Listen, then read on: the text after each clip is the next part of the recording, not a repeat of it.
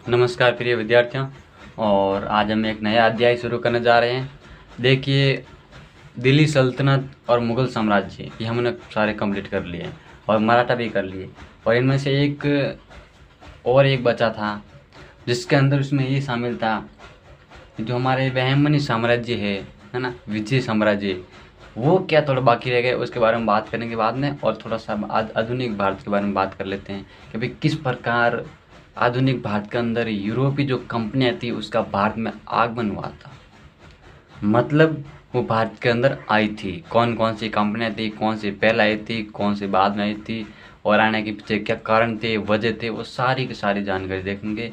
और उनका हमारे ऊपर प्रभाव क्या पड़ा, हमें कितना नुकसान हुआ, उसके बारे में देखेंगे। और कौन जिम्मेदार है उनको यहाँ शहरी देने के लिए, सारी बातें करेंगे।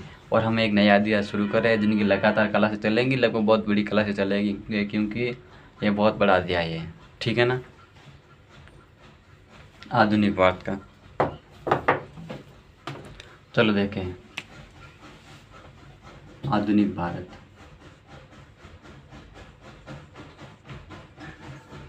आधुनिक भारत और इसमें क्या है, यूरोपीय कंपनी का भारत में आगमन।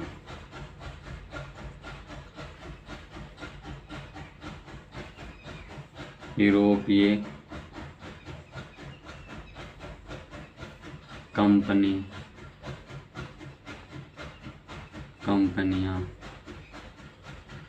का भारत में आगमन। भारत में आगमन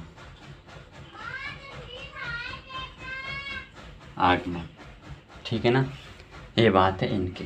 इसे इंग्लिश में लिख सकते हैं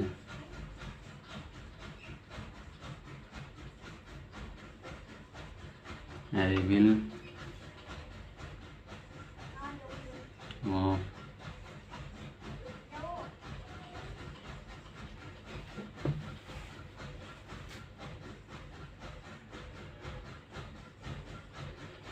ठीक है ना, इम्पॉसिबल और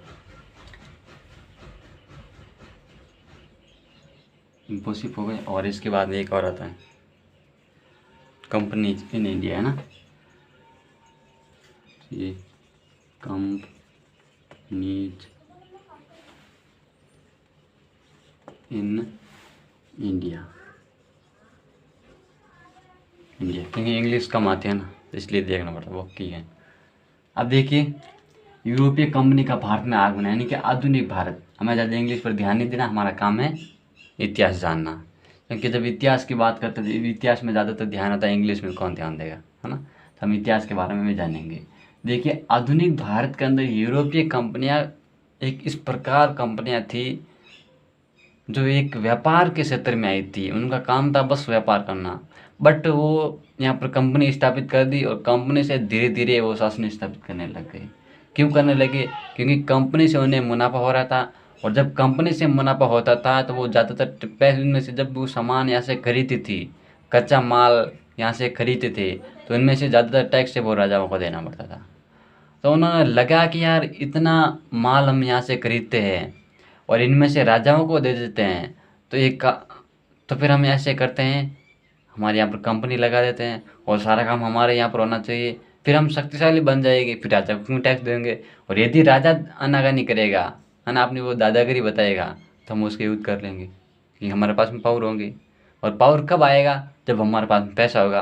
पैसा कहाँ से आएगा, यहाँ से कच्चा माल ले जाएंगे और हमारे देश में बेचेंगे, वहाँ से पैसा आएगा। पैसे से हम यहाँ यहीं की सेना बना लेंगे, वहाँ से कहीं नहीं सेना लानी, सेना इसी की और इसी को ही मारना। ये काम था यूरोपीय कंपनी का। ठीक है ना। तो देखिए, सबसे पहले यूरोपीय कंपनियां का जो आगमन होता है, देखिए कोई कहते हैं भारत की खोज की थी। भारत का ये घुमा हुआ नहीं था जो भारत की खोज की थी। इतना भी पागल मत बनिए कि भारत को घुमा हुआ था, भारत की खोज की थी, ऐसा संभव नहीं। तो फिर सर कैसा है, देखिए पहले एक यहाँ पर देखिए अमेरिका वगैरह हो जाता है ना, ठीक है ना, मैं जैसा भी बना रहा हूँ वही पर कनाडा वगैरह ये हो जाता है। फिर यहाँ पर समुद्र वगैरह जाता है, ठीक है ना। और फिर यहाँ पर यूरोप वगैरह जाता है, एशिया महाद्वीप, है ना, सॉरी यूरोप जो रूस वगैरह शामिल हो जाता है। फिर यहाँ पर देखिए ये अफ्रीका वगैरह आ जाता है। फिर यहाँ पर तुर्कस्तान, पाकिस्तान, पाकिस्तान है, जो सारे देश होते हैं, चीन वगैरह ये अपने जाते हैं। फिर यहाँ पर ये भारत आ जाता है, ठीक है ना, ये भारत। अब देखिए, अब इसमें क्या था, अब पहले वो व्यापारी थे ना, वो कहाँ से आते थे, वो यूरोप है ना, यूरोप ही आते थे, वो सीधा डायरेक्ट यहाँ से आते थे। जैसे कोई समुद्री मार्ग नहीं था, स्थल मार्ग था। क्या था? स्थल मार्ग था। पुराने टाइम से आ रहे थे, व्यापार करने के लिए कच्चा सामान ले जाते थे और पक्का लाते थे। एक बार क्या हुआ था, ये बात थी 1493 की, क्योंकि बात थी 1493 की। यहाँ के जो अरब थे, है ना, जो अरब व्यापारी थे, जो अरब के जो देश वाले थे, उन्होंने क्या किया, जो तुर्की थी, है ना, उनके तुर्किस्तान पर अधिकार कर लिया। तुर्किस्तान, है ना, इन्होंने क्या कि जो ये हमारा तुर्किस्तान है ना, ये हमारा है ना, क्या है, ये हमारा है। ओटोमन तुर्क थे, है ना, ओटोमन तुर्क थे, उन्होंने क्या किया, कुस्तुनतुनिया पर अधिकार कर लिया। तुर्किस्तान नहीं, कुस्तुनतुनिया।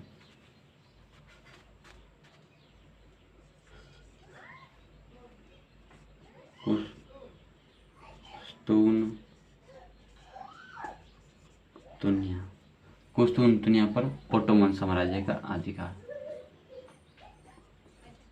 ओटोमन तुर्क 1493 के अंदर जब ये बात घटना घटती है ना, जब ये बात की घटना घटती है, इस बात की 93 है ना, 53 है, सॉरी 53 कर देना, ठीक है ना। अब ये जब 53 के अंदर भाई अपना जो दो भाई होते हैं, उनके बीच में साम्राज्य का विभाजन होता है ना, एक साम्राज्य भी उसका, ये साम्राज्य उसका, ये जब घर का भी बंटवारा होता है, उसी प्रकार ये पहले एक थे। और जब एक व्यक्ति का इस साइड वाला हिस्सा आ जाता है ना, जैसे दो, ये दो हो गए, तो अब क्या, दो भाई थे, है ना, दो खेत हो जाते हैं। अब खेत में एक का खेत इधर आ जाता है और दूसरे इधर आ जाता है।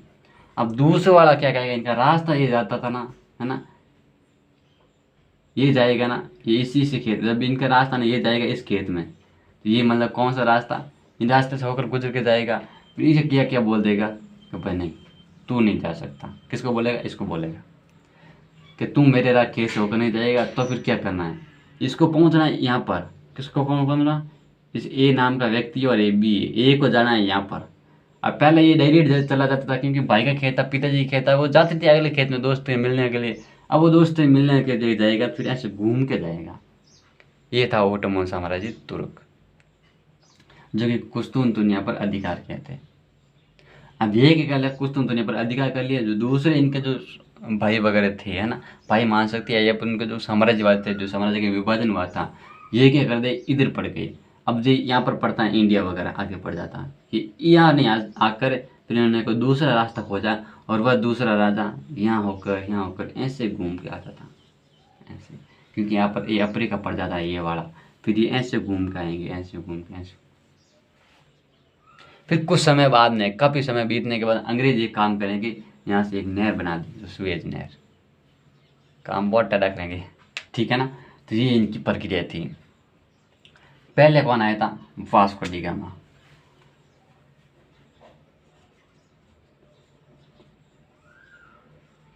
डी गामा यह आया था 1498 में, ठीक है ना। केप ऑफ वुड, है ना, Cape of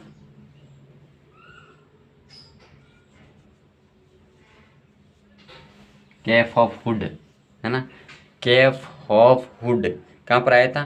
Cape of Good, Cape of Good Hope, इस जगह पर आया था। और जब ये इस जगह पर आया, है ना, केप ऑफ वुड हॉफ पर आया, तब इनको लगा कि यार मैं यहाँ पर पहुँचा हूँ। देखिए, वास्को डी गामा से एक पहला व्यक्ति और आया था। पुर्तगाली की जो महारानी थी, उसने बोला था कि जो भी इंडिया की खोज करेगा उसको खूब सारा धन दिया जाएगा और सारे साधन दिए जाएंगे। और इससे पहले एक आया था वास्को डी गामा से पहले, और उसने क्या किया, यहाँ पर दक्षिणी अफ्रीका यहाँ पर आकर खड़ा हो गया था। और जब यहाँ पर आया, सॉरी यहाँ पर थोड़ी, यहाँ पर आया ना, यहाँ पर आकर खड़ा हो गया था। और यहाँ पर एक इंडियन वगैरह कोई मिले थे, वो बोलते Indian, India India India, Bharat Bharat Bharat. तब इनको लगा यहाँ पर खड़ा था। उसने सोचा यार ये मेरे को भारत लेके जा सकता है, वास्को डी गामा से पहले। लेकिन फिर उसने सोचा यार मैं तब जाऊँगा टाइम ज़्यादा हो जाएगा, क्योंकि मेरे को काफ़ी वर्ष हो गए आए हुए। ऐसा नहीं था महीने 2 महीने पहुँच जाते थे, काफ़ी सालें लगती थी वो आते थे। फिर जब ये इसने क्या बोला कि भाई एक बात मैं वापस जाता हूँ और मेरे बाद जो दूसरा आएगा ना उसको तुम लेके चले जाना। क्या ठीक है, ये चला गया वापस। फिर महारानी को बोला कि महारानी जी बात ऐसी है, मैं जाके आ गया और भारत की मैंने खोज कर ली है। कहाँ पर है कि जो दक्षिण अफ्रीका है वहाँ पर जाके खड़े होंगे तो वहाँ पर कोई ना कोई आपको भारत लेके चला जाएगा। तो फिर अब कौन जाए? तो महारानी का और ऐसा कोई व्यक्ति है जो इंडिया जा सकता है? तो वास्को डी गामा ने कहा मैं जा सकता हूँ। तो फिर वास्को डी गामा यहाँ पर आके खड़ा होता है। फिर इनके जहाज से कोई इंडिया वाला आता है जो इनको यहाँ पर लेके, सॉरी यहाँ से भी क्या करता है, इंडिया वाला को यहाँ लेके आता है। तो इंडिया वाला था, इसने वास्को डी गामा लेके आया और वो आता है कालीकट।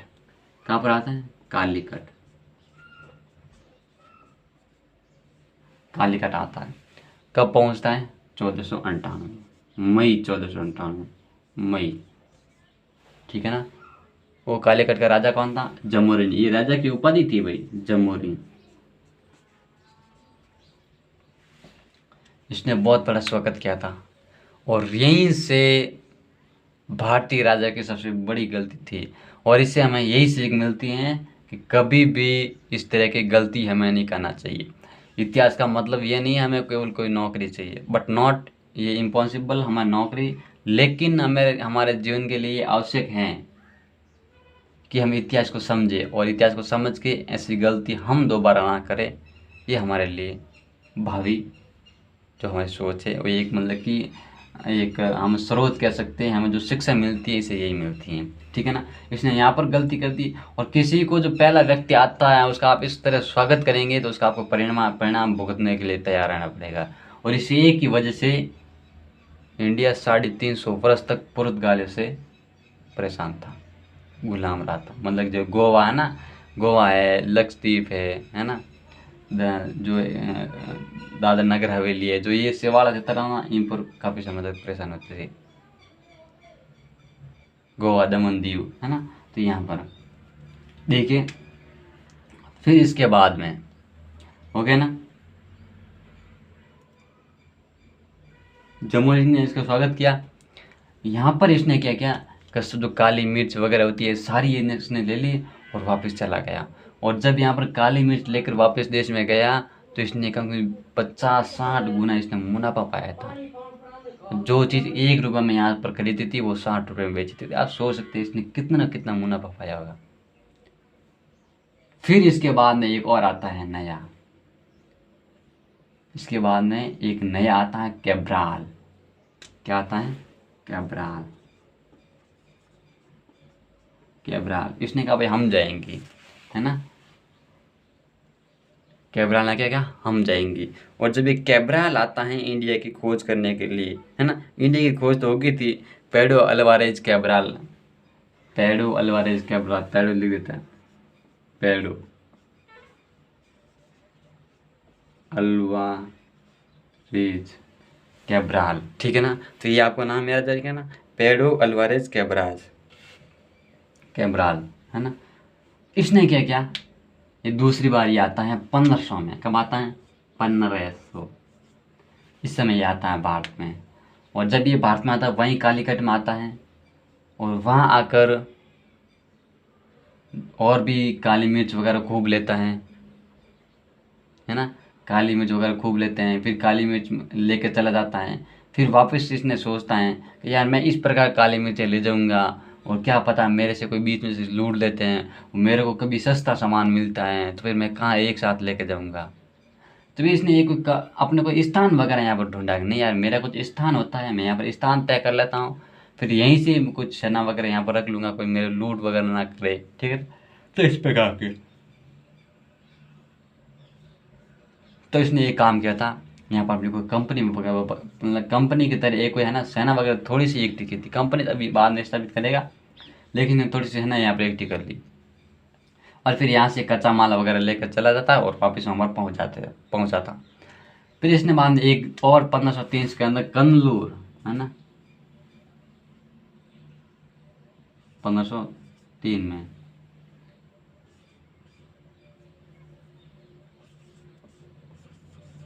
कन्नूर, है ना, कन्नूर। कन्नूर एक जगह पड़ती है कालीकट के पास में भी, है ना। कन्नूर के अंदर एक काम करता है, यहाँ पर करना है ना, कन्नूर में अपनी फैक्ट्री स्थापित कर देता है कि यार नहीं, यहाँ पर मेरे को फैक्ट्री होनी चाहिए। फिर फैक्ट्री स्थापित कर दी, और इसके बाद में ये 5 में एक काम करता है। क्या करता है? 5 के अंदर एक काम करता है, अपनी कंपनी स्थापित कर देता है कि नहीं यार, अब फैक्ट्री स्थापित करती तो पूरी कंपनी का नाम ही दे देते हैं हमारी कंपनी है। क्या कहते हैं? कंपनी का नाम ही दे देते हैं वो, एस्तादो द पुर्तगाली, एस्तादो द इंडिया। क्या है ये? एस्तादो द इंडिया, एस्तादो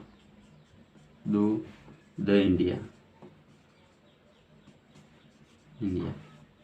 ये 1505 में इसने कंपनी स्थापित की थी, और सबसे पहले आए थे वो यही आए थे, ठीक है ना। फिर इनको लगा है कि यार हम कंपनी स्थापित कर रहे हैं, तो क्या ना यहाँ पर कोई ऐसे अध्यक्ष वगैरह नियुक्त कर देते हैं जो सारा काम वही संभालेगा, चाहे मैं हूँ या चाहे नहीं हूँ। तो फिर यहाँ पर कोई अध्यक्ष वगैरह नियुक्त करता है, जिसे ये क्या कहते हैं? गवर्नर कहते हैं। क्या कहते हैं? गवर्नर कहते हैं। उसका नाम था फ्रांसिस्को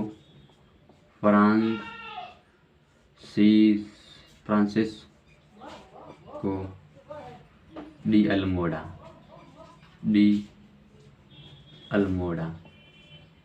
फ्रांसिस्को डी अल्मोड़ा। कौन था? Francisco de Almora. तो ये इसका एक मतलब कि प्रथम गवर्नर था। पुर्तगालिया का प्रथम गवर्नर कौन था? तो वो था फ्रांसिस्को डी अल्मोड़ा। तो ये बात आपको ध्यान रखनी है। फिर इसके बारे में बात करते हैं आगे। फ्रांसिस्को डी अल्मोड़ा के बाद में ये हो गया गवर्नर, और सारा काम यही संभालता था कि भाई कौन सी व्यवस्था किस प्रकार होनी चाहिए, कौन सी व्यवस्था किस प्रकार नहीं होनी चाहिए, कौन सा सैनिक कहाँ पर कितना रहना चाहिए, कौन सा सैनिक कितना ज़्यादा रहना चाहिए, कहाँ कम रहना चाहिए। और विदेश मतलब कि जो हमारे यहाँ के राजा होते हैं, है ना, जो यहाँ के भारत के राजा, उनके साथ संबंध किस प्रकार होना चाहिए, कौन से जो विदेशी आते हैं दूसरे, उनके साथ किस प्रकार की व्यवस्था करनी चाहिए। तो ये सारी बातें इनके पास में थी, ठीक है ना। फिर हम आगे चलते हैं। फिर एक काम होता है 1509 के अंदर, इसको लगता है मतलब कि फ्रांसिस्को डी अल्मोड़ा को, क्यों ना यार एक और मैं नियुक्त कर दूं मेरे नीचे, ताकि मैं कहीं एक स्थान से दूसरे स्थान पर रहूं, वो यहाँ पर ध्यान रख रहे। तो इसने एक वाइसराय नियुक्त किया। क्या नियुक्त किया? वाइसराय, जो कि जिसका नाम क्या था? वाइसराय नियुक्त किया, जिसका नाम था Alfonso de Albuquerque. Alfonso D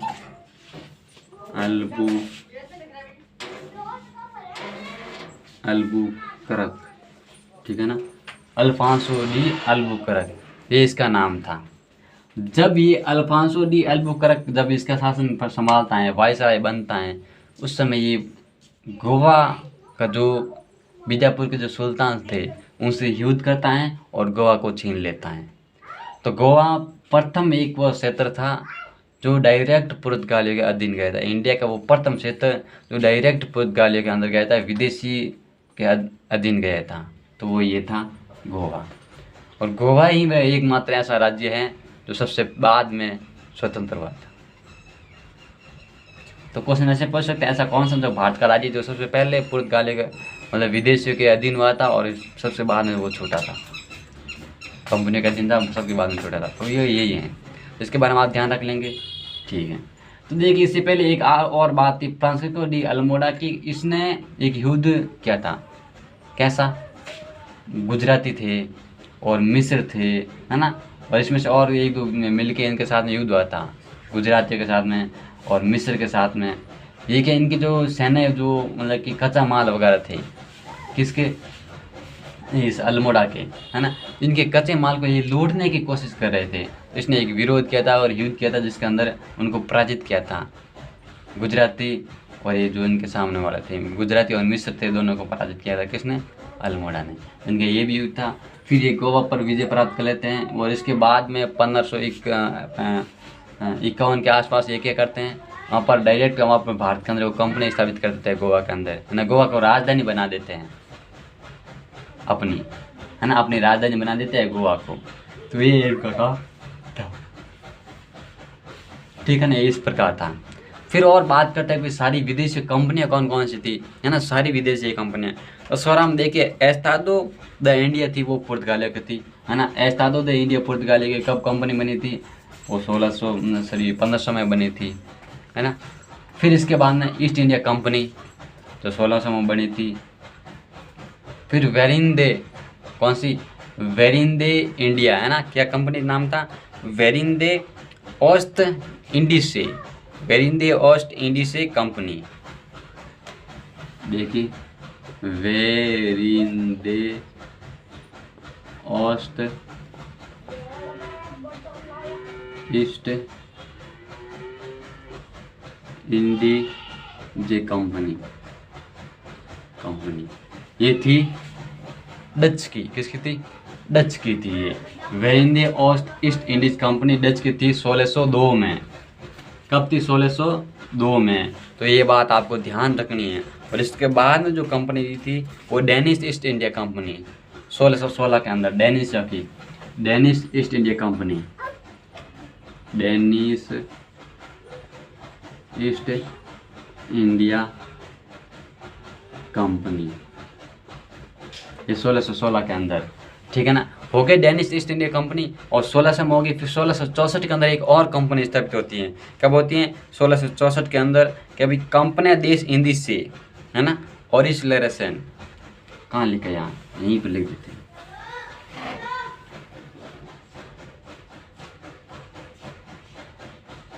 company देश इन देश, कंपनी देश इन देश, है ना। ये कैसे याद रहेगा, ये देश हो गया, ये इन देश हो गया, क्या हो गया, ये देश हो गया और ये इन देश हो गया, ओरियंटलेस,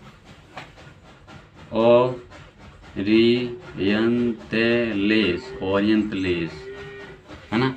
कंपनी देश इन देश ओरियंटलेस, ये फ्रांसीसी कंपनी थी। कौन सी थी, फ्रांसीसी कंपनी, फ्रांसीसी कंपनी,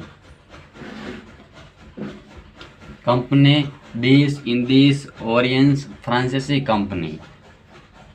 ये कब की थी, ये 1664 के अंदर कंपनी स्थापित की थी, 1664 के अंदर। और एक last very very most and important company, वो स्वीडिश कंपनी है, स्वीडिश ईस्ट इंडिया कंपनी, है ना, Swedish east India company, Swedish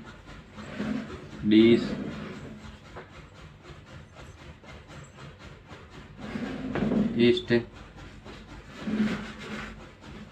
India company 1731 में। और अब देखिए, पहले भारत में कौन आए थे, वो तो पुर्तगाली थे, और दूसरे कौन थे, डच थे। लेकिन कंपनी किसने स्थापित की थी, ब्रिटिश ने की थी। आए डच थे, लेकिन ब्रिटिश ने स्थापित की थी। बस 2 साल का अंतर था। पहले आए थे पुर्तगाली, फिर डच आए थे, फिर ब्रिटिश आए थे, फिर डेनिश आए थे, कहते, फिर डेनिश, फिर लास्ट में फ्रांसीसी आए थे। तो ये 5 क्रम ध्यान रखना है। इसमें पूछ कांस्टेबल जैसे पूछ सकते हैं, इनमें से क्रम वही बताइए, पहले कौन सा था, बाद में कौन सा था। अब ऐसे पुर्तगाली पहले सबको पता, पुर्तगाली दे देंगे क्योंकि वास्को डिगामा है, वो लगभग सबको ध्यान होता है। लेकिन डच, ब्रिटिश, डेनिश, फ्रांसीसी, इन चारों को उल्ट फुल्ट कर देंगे तो फिर थोड़ा सा जी लेगा, क्योंकि आप डायरेक्ट, क्योंकि ब्रिटिश के बारे में ज़्यादातर ध्यान आता है, ब्रिटिश सेकंड पर लिख देंगे, है ना, फिर डच लिख देंगे, या फिर पास थर्ड में डेनिश लिख देंगे, फिर डच लिख देंगे। तो ऐसा नहीं चलेगा, क्योंकि डच पहले थे, फिर ब्रिटिश, फिर डेनिश। कैसे याद रखें, जो छोटा होता है ना वो सबसे पहले आगे खड़ा होता है। आप देखिए स्कूल में पढ़ते थे, छोटा होता है वो सबसे पहले आगे खड़े होता था। तो डच छोटा है, कैसे, क्योंकि हम 2 शब्द दीजिए डच में कितने शब्द है, 2 ही है, और डेनिश में कितने, 3, हाँ। और इनको बीच में छोड़ाने के लिए कौन आएगा, ब्रिटिश आएगा। नकटे थे ब्रिटिश, तो ब्रिटिश आ गए बीच में, डच, ब्रिटिश, डेनिश, और फिर लास्ट में फ्रांस आ गया। क्यों, क्योंकि जब लड़ाई हुई तो वो फरार हो गया। क्या हो गया, फरार हो गया। तो फरार कब होते हैं, सबसे लास्ट में होते हैं, तो फ्रांस सबसे लास्ट में आएगा। याद हो जाएगा ना, ठीक है ना, क्लियर है ना, चलो ठीक है। फिर देखिए, पुर्तगाली थे, है ना, इन्होंने एक काम किया था, जो फ्रेश, है ना, प्रिंस होता है ना, जैसे मतलब कि प्रिंट है, प्रिंस कहाँ, प्रिंट निकालना, आज जो प्रिंट निकलते हैं, उस जो प्रिंट निकालने की जो ये मशीन वगैरह थी, इस तरह की जो व्यवस्था थी, है ना, ये सबसे पहले पुर्तगालियों ने शुरू की थी। किसने की थी? पुर्तगालियों ने इसने शुरू की थी। प्रिंटिंग प्रेस की शुरुआत, है ना, इसने शुरू की थी। तंबाकू खेती, जहाज निर्माण, है ना, इनकी शुरुआत सबसे पहले इसने की थी, और ये की थी 1556 के अंदर। कब की थी? 1556 में। 1556 में पुर्तगालियों ने प्रथम बार प्रिंटिंग प्रेस की शुरुआत की थी। प्रिंटिंग प्रेस की शुरुआत की थी। ये है very very most and important. और फिर हम अगले क्लास में बात करेंगे डचों के बारे में, फिर ब्रिटिश, है ना, फिर डेनिश, फिर फ्रांसीसी, इस प्रकार हम ये कंप्लीट करेंगे। ठीक है ना, फिर मिलेंगे अगली क्लास के अंदर। थैंक यू वेरी मच, धन्यवाद।